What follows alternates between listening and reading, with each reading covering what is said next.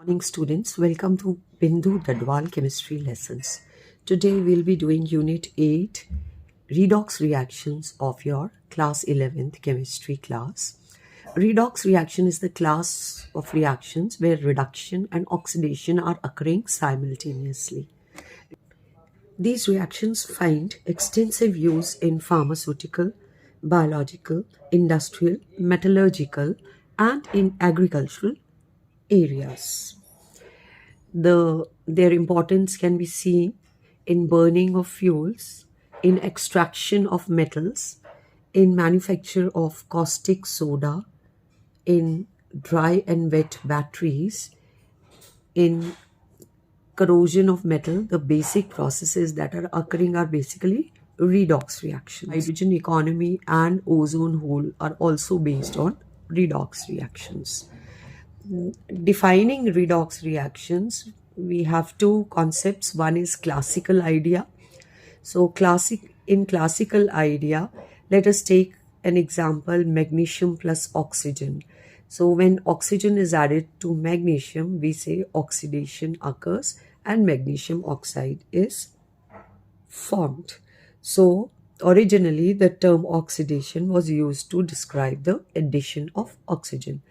But if you see, in case of methane, oxygen is added and carbon dioxide is formed and water. This is also an oxidation reaction. But if we see this reaction carefully, we also see that in methane, hydrogen is removed and carbon dioxide is formed. So removal of hydrogen can also be classified as oxidation. Similarly, hydrogen sulfide plus oxygen is being added to form sulfur and hydrogen is being removed. So it's oxidation. Addition of electronegative element can also be called oxidation reaction. We can extend this definition further. Addition of any electronegative element to metal can be also called oxidation. So magnesium plus chlorine forming magnesium chloride, magnesium plus fluorine forming magnesium fluoride, or magnesium plus sulfur forming magnesium sulfide are all oxidation reactions. In this reaction, potassium ferrocyanide, there are 4 potassium atoms, and when hydrogen peroxide is added to it, one of the potassium is removed and potassium ferricyanide is formed. Here again, potassium ferrocyanide is being oxidized to potassium ferricyanide. So we can say that removal of electropositive element like potassium is also called oxidation reaction. In contrast to this, just the opposite, that is, instead of addition of oxygen, a removal of oxygen will be called a reduction. So the original definition of reduction can be removal, reactions in which there is removal of oxygen. But again, extending the definitions or adding more concepts to it, addition of hydrogen, so ferric chloride, when hydrogen is added, changes to ferrous chloride and we can say it's being reduced. Addition of hydrogen is called reduction. Removal of electronegative element is called reduction. Ferric chloride and hydrogen to form ferrous chloride. The electronegative element Cl is being removed. Out of 3 Cl atoms, only 2 are left and 1 is removed. So this is again a reduction. Removal of electronegative element is called a reduction. In this reaction, tin chloride plus mercury chloride, addition of an electropositive element, mercury, another mercury's atom is added to form Hg2Cl2. This is also a reduction. So just to summarize, in the classical concept, addition of oxygen, removal of hydrogen, addition of electronegative element or removal of electropositive element can be termed as oxidation, and removal of oxygen, addition of hydrogen, removal of electronegative element called reduction. So let us consider these reactions. H2S plus Cl2 forms HCl and sulfur. So in this reaction, there is H2S gets oxidized to sulfur by removal of hydrogen. So removal of hydrogen is called oxidation. On the other hand, addition of hydrogen to form HCl is called reduction.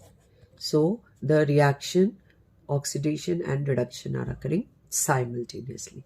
In this particular reaction, a removal of oxygen from iron oxide will be called reduction, and addition of oxygen to aluminium to form alumina is oxidation. On addition of electropositive element to hydrogen, so hydrogen is being reduced, and because hydrogen is being reduced by addition of electropositive element, the other element is getting oxidized. So this gives us another idea. We can define oxidation in terms of a different concept from this particular reaction. In this case, you see that sodium in its zero oxidation state is being converted into sodium ion in its +1 oxidation state. So a removal of electron is occurring during oxidation. Loss of electron is occurring during oxidation of sodium to sodium ion. So we can define redox reaction in terms of electron transfer reactions also. So let us take a few examples here. Sodium plus chlorine gives sodium chloride, sodium plus oxygen gives sodium oxide, and sodium plus sulfur gives sodium sulfide. All these are ionic compounds, and in these reactions sodium loses electrons to form positively charged sodium ion. This is loss of electron, and we have also seen from previous example that when sodium changes to sodium ion, the process is called oxidation. So oxidation in terms of loss of electrons can be defined as the process in which there is loss of electrons is called oxidation. Similarly, in this very reaction, chlorine gains electrons and forms chloride ions. So this gain of electrons is termed as a reduction. So we have a new definition for oxidation and reduction terms in terms of transfer of electron or loss or gain of electrons. So electrons are being transferred from sodium to chlorine. Sodium loses electrons, this is called oxidation. Chlorine gains electron, this is called reduction. So we can also divide this particular reaction into two half reactions. Sodium is losing electrons. This is one half reaction, and this half reaction will be called oxidation half reaction because there is loss of electrons in this particular part of the reaction.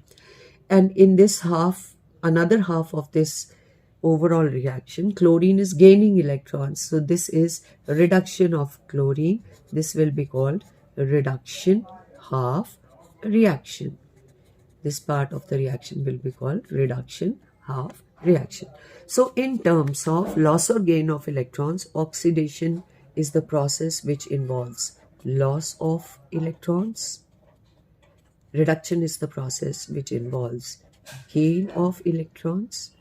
Oxidizing agent is the agent which causes another element to lose electrons and get oxidized. So chlorine is oxidizing agent because it is accepting the electrons and causing sodium to get oxidized. Chlorine is oxidizing agent. So chlorine, because it's accepting electrons, so any acceptor of electron will be called oxidizing agent. Similarly, a donor of electron will be called reducing agent. So sodium is the reducing agent here because it donates electron and causes reduction of chlorine to chloride ion. Electron transfer reactions.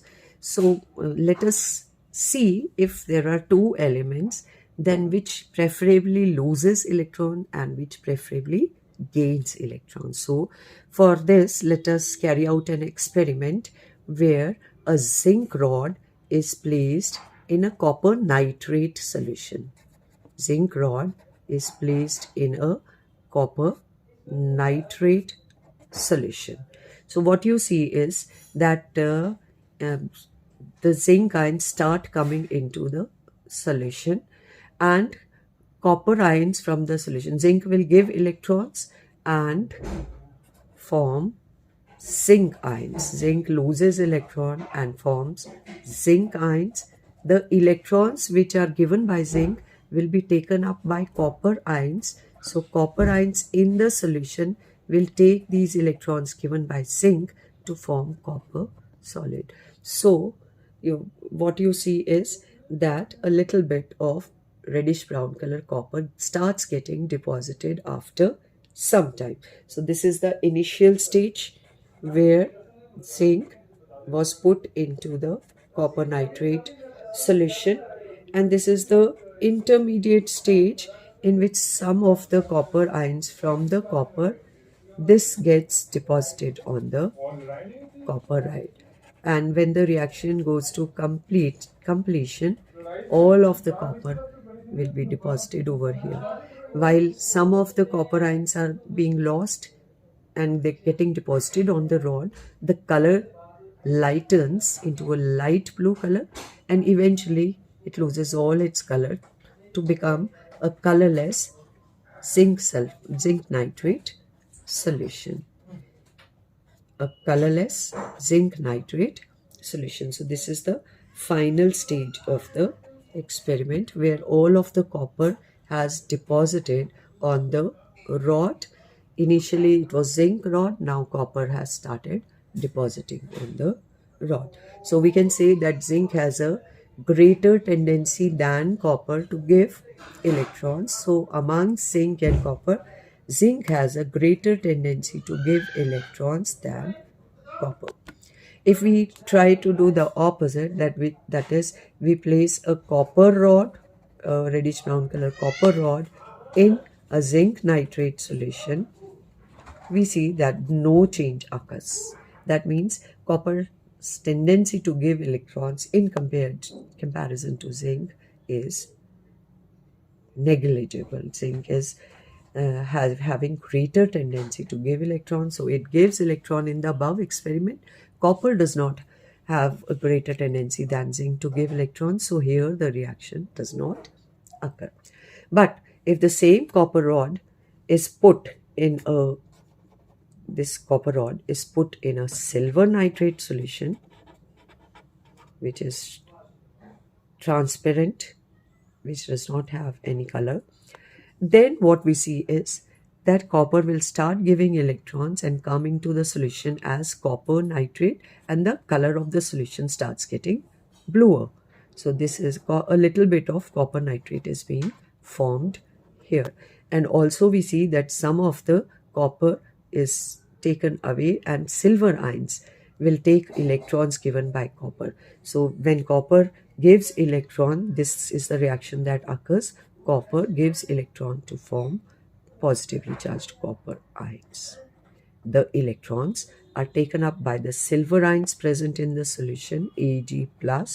These two silver ions will take these two electrons given by copper ions to form silver solid, and a silver color starts getting deposited on this rod. So this is the initial stage, this is the intermediate stage, and this is the final stage where most of the copper has come into the solution, making it dark blue in color. This is the final stage, and silverish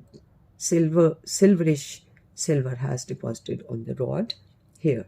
So here from this experiment you can see that copper has a greater tendency to give electrons as compared to silver.